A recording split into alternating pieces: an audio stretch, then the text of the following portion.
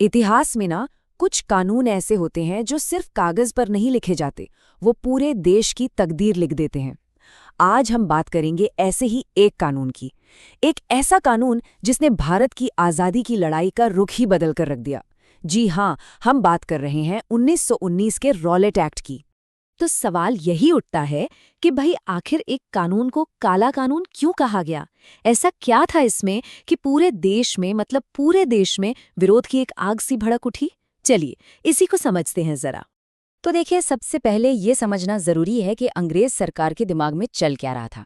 पहला world war खत्म हो चुका था और उन्हें ये डर सता रहा था कि गदर आंदोलन जैसी क्रांतिकारी लहर कहीं फिर से न उठ खड़ी हो जाए, और वो इसे किसी भी कीमत पर कुचल देना चाहते थे। तो इसके लिए उन्होंने एक नया हथियार तैयार किया। नाम था अराजक और क्रांतिकारी अपराध अधिनियम 1919। सुनने में तो लगता है कि ये सिर्फ क्रांतिकारी गतिविधियों को रोकने के लिए था, है ना? पर असल में ये भारतीयों के जो बुनियादी हक थे ना, उन पर एक सीधा सीधा हमला था। और कमाल की बात देखिए, जैसे ही ये कानून पास हुआ ना, इसका विरोध जबरदस्त तरीके से शुरू हो गया। अखबारों ने तो इसे सीधे सीधे ब्लैक बिल का नाम दे दिया। इतना ही नहीं, कई भारतीय सदस्य थे जिन्होंने इंपीरियल लेजिस्लेटिव काउंसिल से इसके विरोध में इस्तीफा तक दे दिया था। मतलब शुरुआत से ही ये साफ था कि ये कानून गले उतरने वाला नहीं है। तो चलिए अब जरा गौर से देखते हैं कि इस कानून के अंदर था क्या। वो कौन सी बातें थी जिसने पूरे देश में इतना गुस्सा भर दिया था। इस कानून ने सरकार को इतनी ज्यादा ताकत दे दी थी कि सोचकर भी हैरानी होती है। सोचिए, वो किसी को भी सिर्फ शक के आधार पर बिना किसी वारंट, बिना किसी मुकदमे के सीधा जेल में डाल सकते थे। आरोपी को वकील करने का हक तक नहीं था।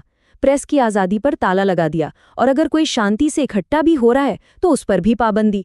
ये कुछ और नहीं बल्कि लोगों के बुनियादी नागरिक अधिकारों पर एक खुला हमला था। अब जब जुल्म इतना बढ़ा तो इसके जवाब में क्या हुआ? पूरा का पूरा भारत एक साथ उठ खड़ा हुआ। ऐसा विरोध पहले कभी नहीं देखा गया था। हर तरफ से एक ही आवाज आई। सभी भारतीय नेताओं ने इसे एक सुर में काला कानून कहा, और इसी के खिलाफ महात्मा गांधी ने अपना पहला देशव्यापी सत्याग्रह शुरू किया। बिना हिंसा के विरोध का आह्वान। और फिर क्या था?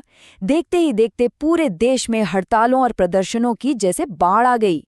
लेकिन विरोध का ये जो शांतिपूर्ण सिलसिला था ना, वो आगे चल के एक बहुत ही भयानक, एक दिल दहला देने वाली त्रासदी में बदलने वाला था। एक ऐसी त्रासदी जिसने इतिहास का रुख हमेशा के लिए मोड़ दिया। सब कुछ बहुत तेजी से हुआ। देखिए, मार्च 1919 में ये कानून पास होता है।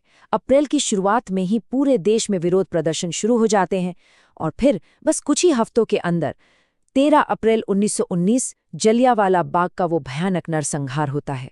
अमृतसर के जलियांवाला बाग में बैसाखी का दिन था। लोग शांति से प्रदर्शन कर रहे थे, निहत्थे थे, और उन पर गोलियां बरसा दी गईं। सैकड़ों मासूम जानें चली गईं। बस इस एक घटना ने अंग्रेजी हुकूमत का जो सबसे बेरहम और क्रूर चेहरा था ना, वो पूरी दुनिया के सामने लाकर रख दिया। तो इस कानून और इस हत्याकांड के बाद क्या हुआ? क्या आंदोलन खत्म हो गया?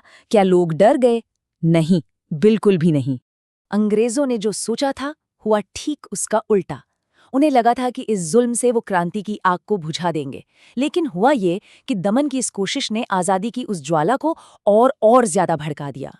जलियांवाला बाग की जो घटना थी ना, वो एक पॉइंट ऑफ नो रिटर्न बन गई। एक ऐसा मोड़ जहां से वापसी का कोई रास्ता नहीं था। जिन लोगों का ब्रिटिश न्याय पर थोड़ा बहुत भरोसा बचा भी था, वो भी हमेशा के लिए खत्म हो गया।